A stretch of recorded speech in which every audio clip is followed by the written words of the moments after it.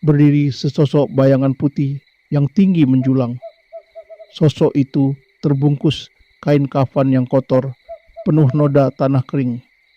Bagian kepalanya terikat longgar, menyisakan robekan besar yang memperlihatkan separuh wajah yang telah hancur. Dengan mata melotot merah tanpa kedip yang menatap langsung ke arah celah gorden tempat Aris mengintip.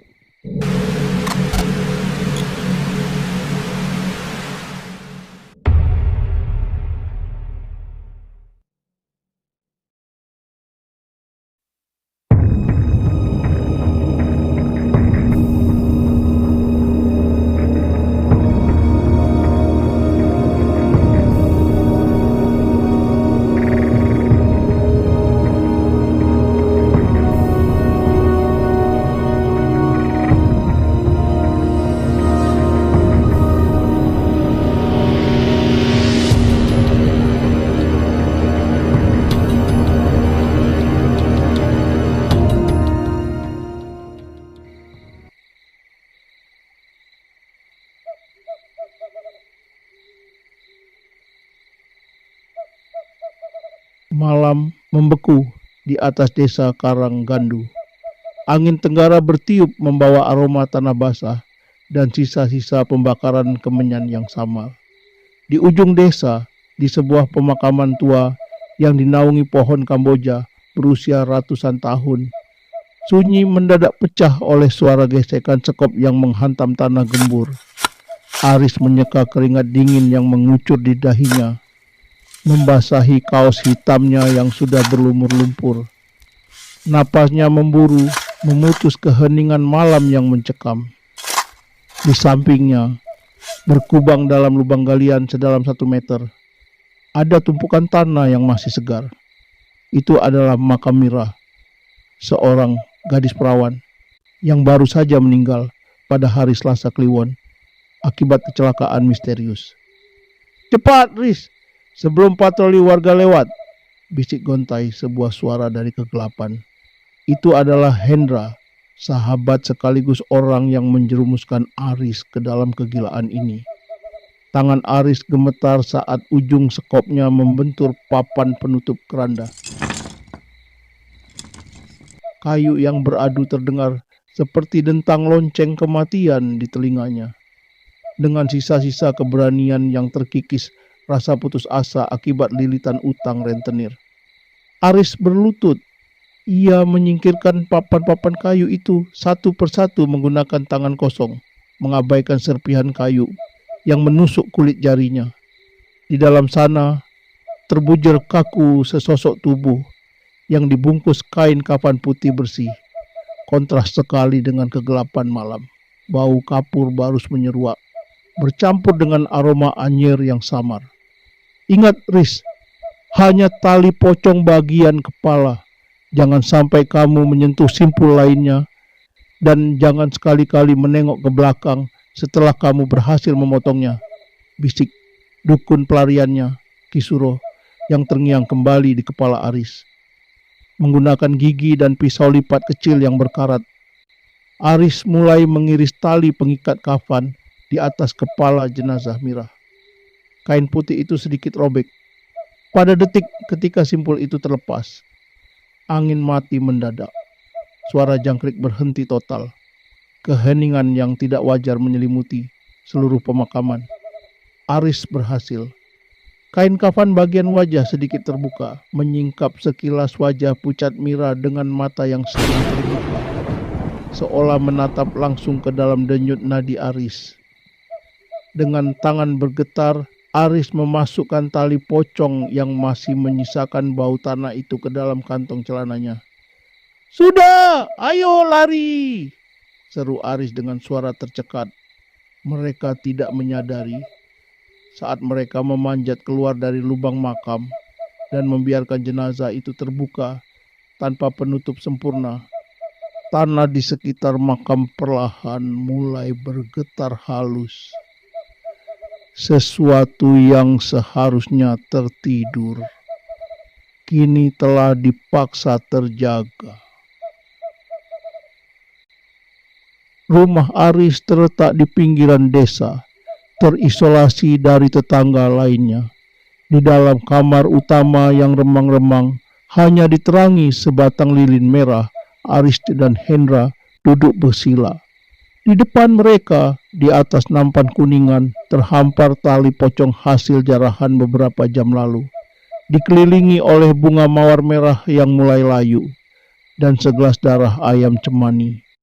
Asap kemenyan mengepul tebal, membentuk bayangan-bayangan aneh di dinding bambu rumah Aris. Keadaan ekonomi Aris sudah di ujung tanduk. Rumahnya terancam disita, dan istrinya, Ratih, sedang sakit keras tanpa biaya pengobatan. Alasan itulah yang membungkam nuraninya. Sekarang, ucapkan sumpahmu, Riz, perintah Hendra dengan nada suara yang aneh, seolah bukan dirinya yang sedang berbicara. Matanya tampak kosong dan memantulkan cahaya lilin merah dengan cara yang mengerikan. Aris memejamkan mata, memegang tali pocong yang terasa dingin seperti es di telapak tangannya. Aku bersumpah, demi darah dan tanah, berikan aku kekayaan yang tak habis. Sebagai gantinya, aku akan merawat ikatan ini. Belum sempat Aris menyelesaikan kalimatnya, lilin merah tiba-tiba padam. Ruangan jatuh ke dalam kegelapan total. Suara kain yang diseret terdengar dari sudut kamar. Aris membeku. Bau busuk yang sangat menyengat, perpaduan antara bangkai membusuk dan tanah makam yang basah, memenuhi rongga hidung mereka. Bau itu begitu pekat hingga membuat dada terasa sesak. Hendra, kamu korek apinya di mana? Tanya Aris dengan suara bergetar hebat. Tidak ada jawaban. Tiba-tiba terdengar suara bisikan lembut tepat di lubang telinga Aris. Suara seorang wanita, bernada tinggi namun parau. Sudah aku turuti. Mana bayaranku?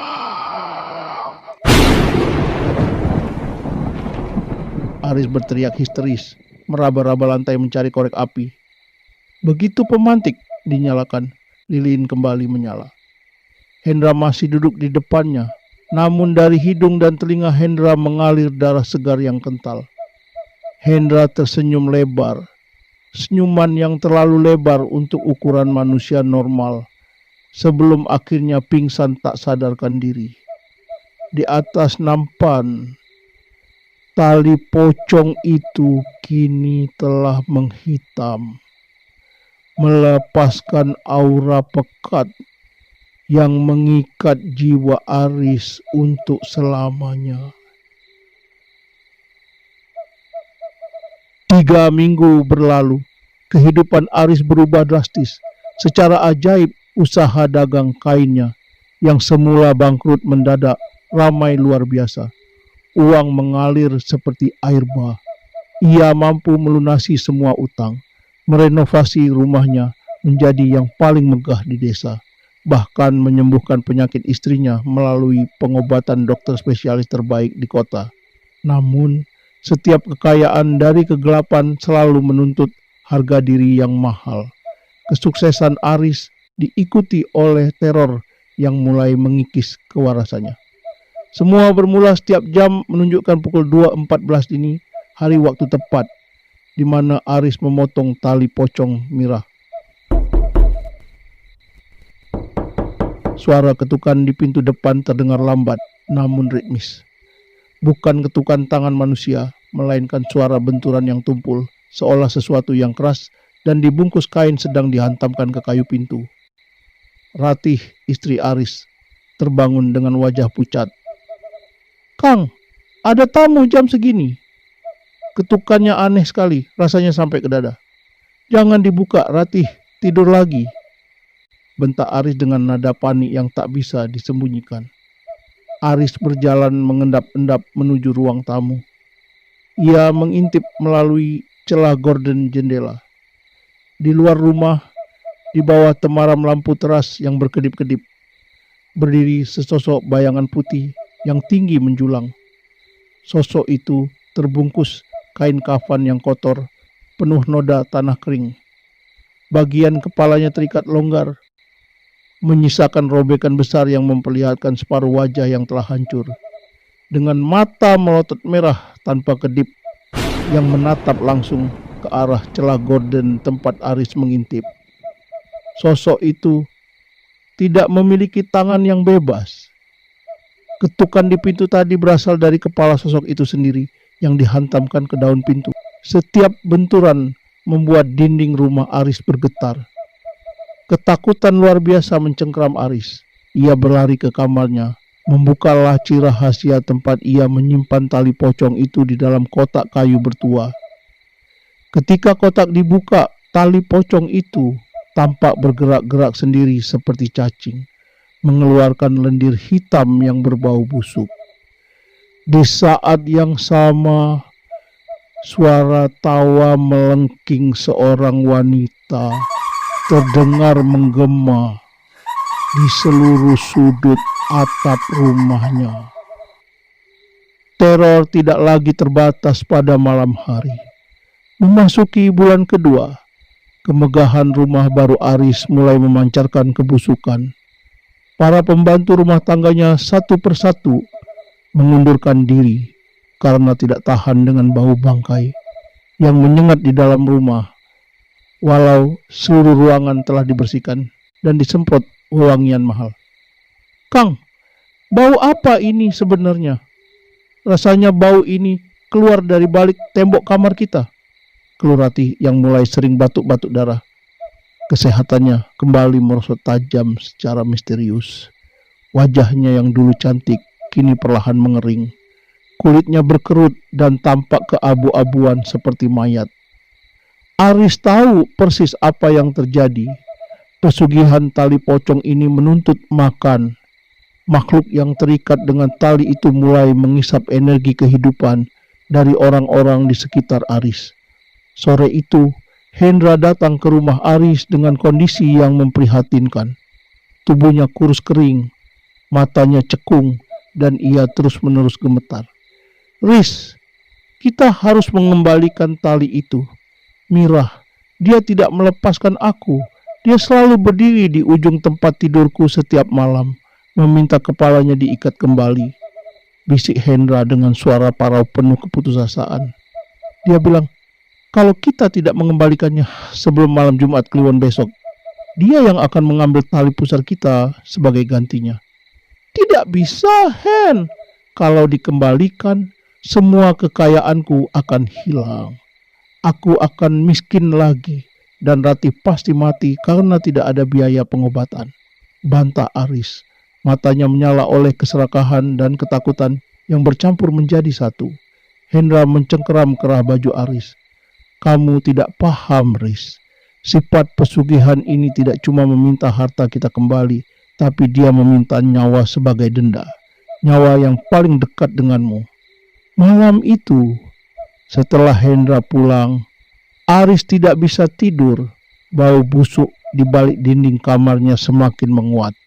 Ketika Aris mendekatkan telinganya ke tembok semen yang tebal, ia tidak mendengar suara kosong, melainkan suara garukan kuku dari dalam tembok, disertai bisikan lirih. Kurang sini.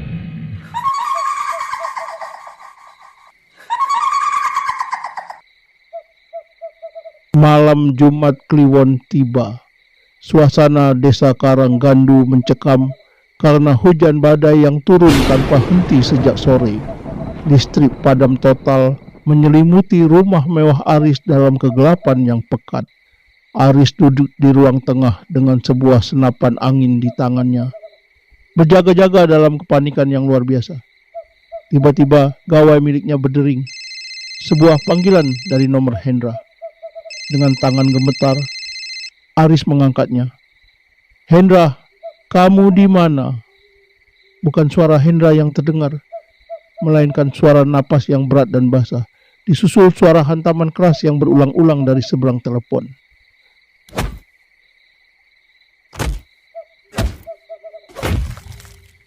Seperti suara daging basah yang dilemparkan ke lantai. Kemudian terdengar suara lengkingan tangis yang berubah menjadi tawa mengerikan dan telepon terputus. Aris panik. Ia segera berlari ke kamar tidurnya untuk memeriksa Ratih. Namun, saat ia membuka pintu kamar, pemandangan di depannya membuat jantungnya seolah berhenti berdetak. Ratih tidak ada di atas kasur. Kamar itu berantakan, penuh dengan lumpur makam yang berbau busuk. Di tengah ruangan, sesosok makhluk terbungkus kafan robek merah sedang berdiri membelakangi pintu. Di bawah kakinya terduduk Ratih yang tampak kaku dengan mata melotot tanpa nyawa.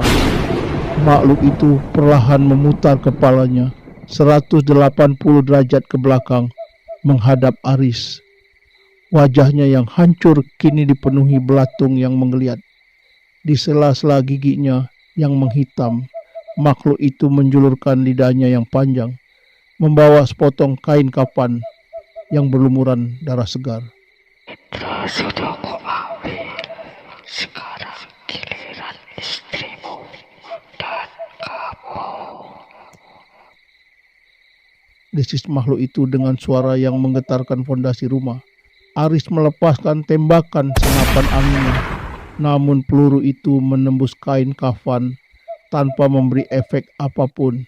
Makhluk itu melompat dengan cara menjatuhkan dirinya ke depan, meluncur cepat di atas lantai ke arah Aris dengan kecepatan yang tidak masuk akal. Aris berlari ke setanan keluar dari rumahnya, menembus badai hujan yang membutakan mata. Di tangannya, ia mendekap kotak kayu berisi tali pocong itu. Ia sadar. Tidak ada jalan lain untuk selamat selain mengembalikan tali itu ke pemiliknya di pemakaman. Lumpur jalanan desa membuat beberapa kali ia terjatuh, namun ketakutan akan kematian memberikan energi tambahan. Sesampainya di gerbang pemakaman Karanggandu, suasana tampak mengerikan. Kilatan petir menyambar-nyambar, menerangi nisan-nisan yang berjajar kaku. Aris berlari menuju makam merah yang beberapa bulan lalu ia gali. Benar saja, makam itu kini terbuka lebar, seolah-olah sengaja digali dari dalam. Lubangnya hitam pekat, seperti mulut monster yang siap menelan apa saja. Dengan napas yang hampir habis, Aris berlutut di tepi lubang makam. Ia membuka kotak kayu dan melempar tali pocong hitam itu ke dalam liang lahat. Ini, ku kembalikan milikmu. Lepaskan aku, ambil kembali semua kekayaan itu, tapi biarkan aku hidup, teriak Aris histeris di tengah deru hujan. Suasana mendadak hening. Hujan badai seolah mereda dalam sekejap. Aris menghela napas lega, berpikir bahwa semuanya telah berakhir.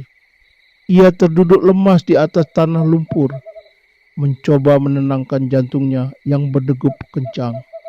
Namun, saat ia hendak berdiri untuk melangkah pergi, sepasang tangan yang dibungkus kain putih yang kotor dan dingin tiba-tiba melesat keluar dari dalam kegelapan liang lahat, mencengkeram kedua pergelangan kaki Aris dengan kekuatan yang luar biasa. Aris menjerit sejadi-jadinya. Ia mencoba meraba tanah, mencari pegangan pada akar pohon Kamboja. Namun, tubuhnya terseret dengan cepat ke dalam lubang makam. Ia melihat ke bawah, ke dalam kegelapan liang lahat. Di sana, wajah Mirah menatapnya dengan senyuman kemenangan yang mengerikan. Tali pocong yang tadi ia buang, kini secara ajaib telah melilit leher Aris sendiri, mengikatnya kuat-kuat. Perjanjian yang sudah dibuat tidak akan bisa dirusak hanya dengan kata pasrah. Bisik suara itu dari dasar tanah. Tubuh Aris ditarik sepenuhnya ke dalam bumi. Papan-papan penutup keranda di atasnya menutup sendiri secara otomatis dengan suara benturan yang keras. Tanah gembur di sekitarnya runtuh, mengubur Aris hidup-hidup bersama dengan rahasia pesugihannya. Keesokan harinya, warga desa gempar menemukan rumah mewah Aris telah hangus terbakar menjadi abu tanpa menyisakan apapun. Sementara di pemakaman, makam Mirah kembali rapi dan tertutup rapat, seolah-olah tidak pernah terjadi apa-apa. Namun, jika ada warga yang berani lewat di dekat makam itu pada jam 02.14 dini hari, mereka bersumpah mendengarkan suara rintihan seorang pria dari dalam tanah, memohon agar seseorang melepaskan tali yang melilit lehernya.